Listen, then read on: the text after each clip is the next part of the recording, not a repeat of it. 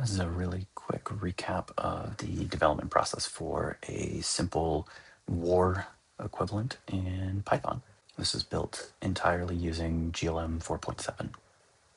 Before diving into the final product, I think it's worth starting with what the first iteration of this looked like. So this was generated from a 4-sentence prompt entered directly into GLM 4.7, and it returned this Python example. So you'll see this inspiration in the rest of the game, and we're starting with this and then adding features as we go. In this section, we added a prompt to describe how the discard behavior should work. So when one player is winning, it's going to send it to their discard pile. And then we added a debug mode to make it easier to start with a specific subset of cards.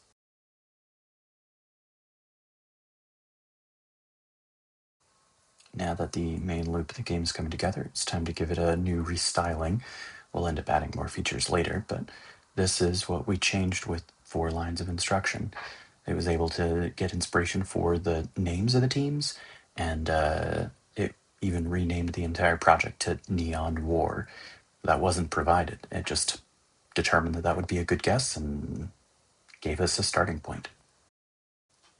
At this point, I wanted to be able to feed back the code in as context, so I went ahead and integrated GLM with VS Code using the Klein extension. Now that we've got a game actually working, let's go ahead and add a title page. So here we've got an option to select the names of the teams and then initiate the game. Now I can see that there are some additional stylistic changes, so things have kind of been moved around a little bit.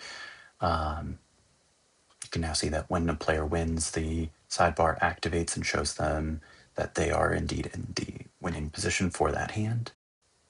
You can also see that in the center icon, it highlights which player color is actually winning a particular hand. Now let's see what happens when players actually end up playing the same card and they tie. So here we kick off a war. There end up being 3 cards, and then the top card decides who wins. You're also able to see which cards you won or lost. This might take a minute to run through all of these, so let's go ahead and activate this debugging mode.